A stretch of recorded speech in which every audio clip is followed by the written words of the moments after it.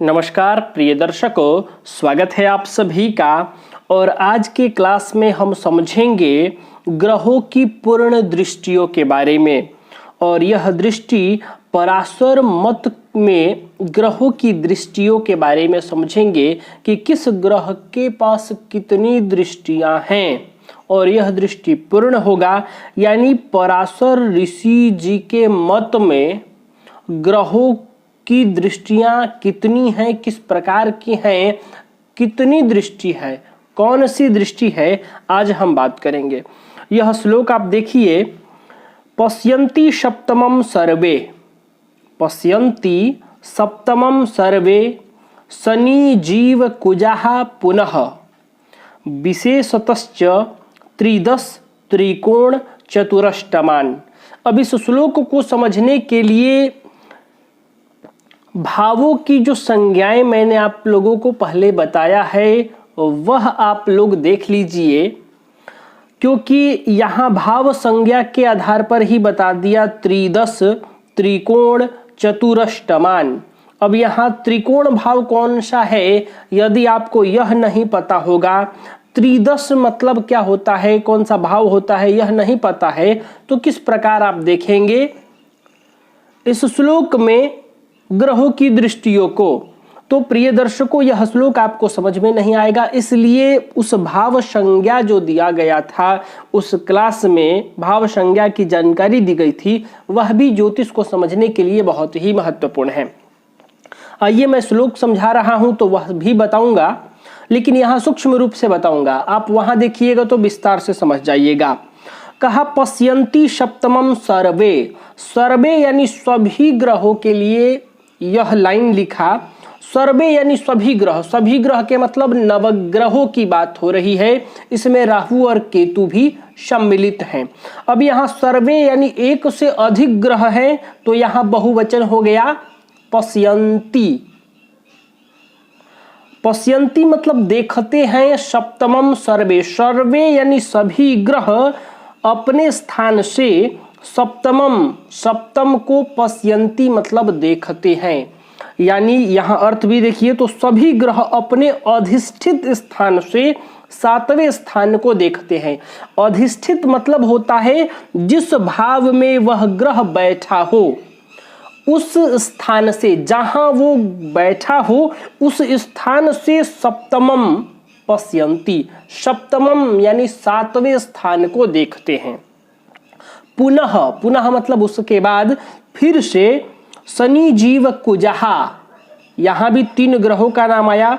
शनि यानी शनिश्चर ग्रह, शनि ग्रह, जीव, जीव मतलब बृहस्पति ग्रह, और कुजाः यानी कुजाः यहाँ किया तीन नाम है इसलिए कुज, कुज मतलब मंगल, यानी शनि, बृहस्पति और मंगल पुनः से, मतलब पुनः मतलब सातवें स्थान के अलावा विशेषतश्च, विशेष दृष्टियां इनको प्राप्त है। त्रिदश त्रिकोण चतुरष्टमान, यहाँ तीन नाम है तो यहाँ तीन शब्द लिख दिया।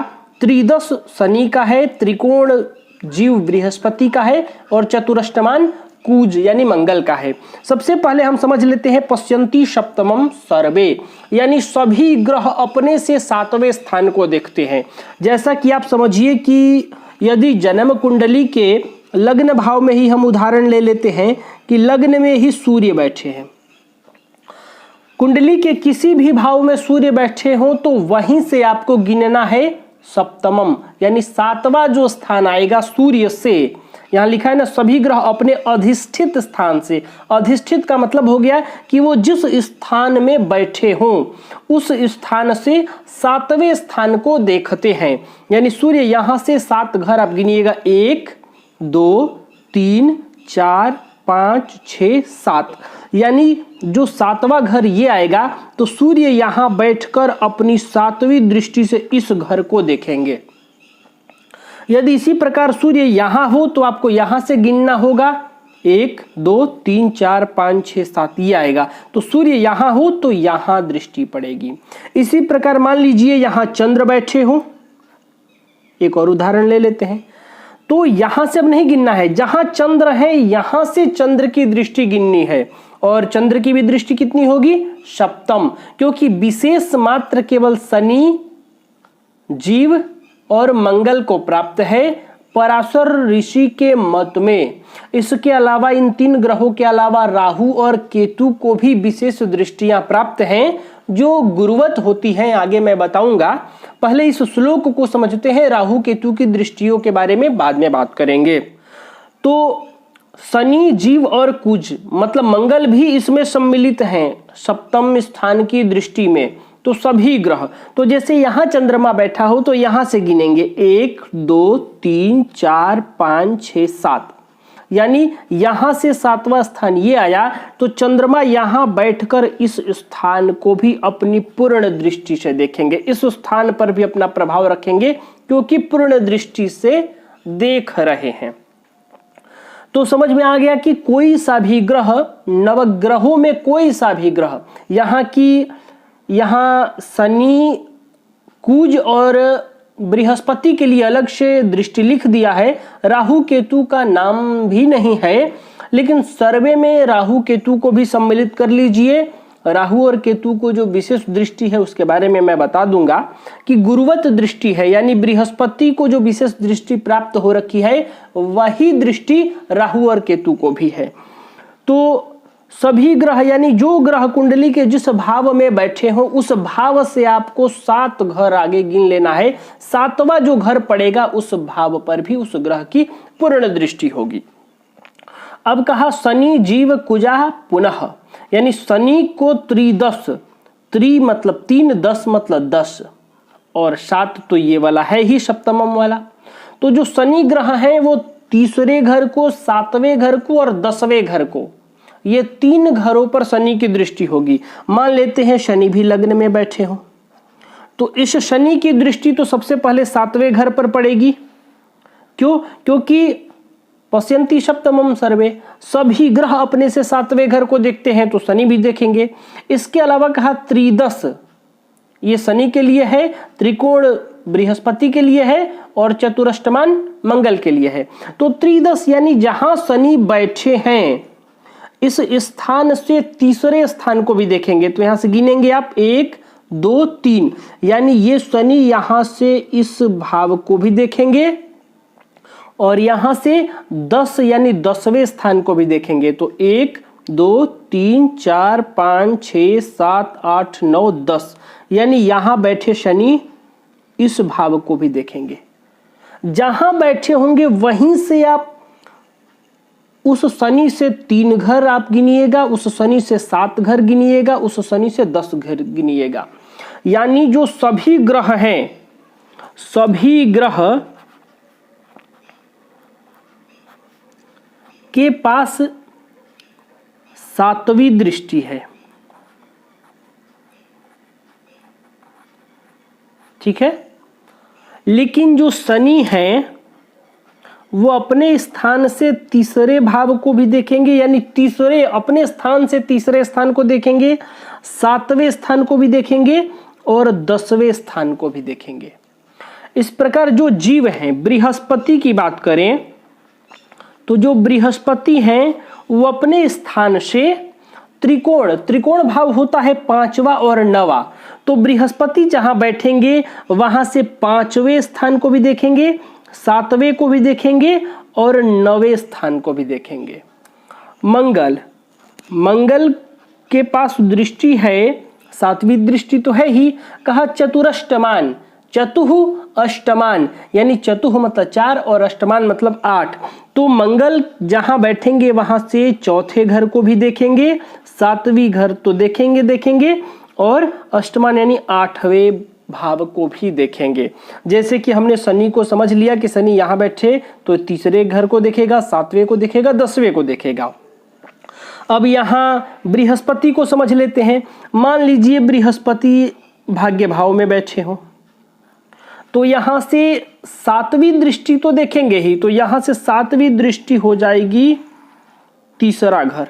गिनिए 1 2 3 4 5 6 7।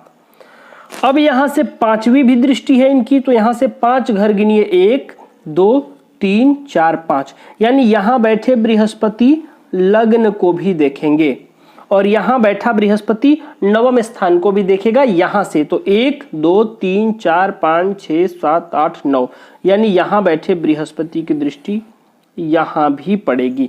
जहां बैठे होंगे वहां से आप 5 7 9 गिन लीजिए।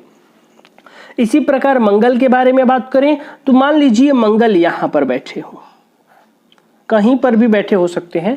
अब यहां से 4 घर गिनिए, 1 2 3 4, यानी यहां बैठे मंगल की दृष्टि यहां होगी, यहां बैठे मंगल की दृष्टि लग्न पर भी होगी क्योंकि सप्तम दृष्टि हो जाती है, और अष्टम जो दृष्टि है तो यहां से 7 ये हुआ तो 8 ये हुआ, यानी मंगल की दृष्टि इस भाव पर भी होगी। यहां इसलिए क्योंकि यहां का मंगल 4 घर यहां, 7 घर यहां और यहां से 8 घर यहां।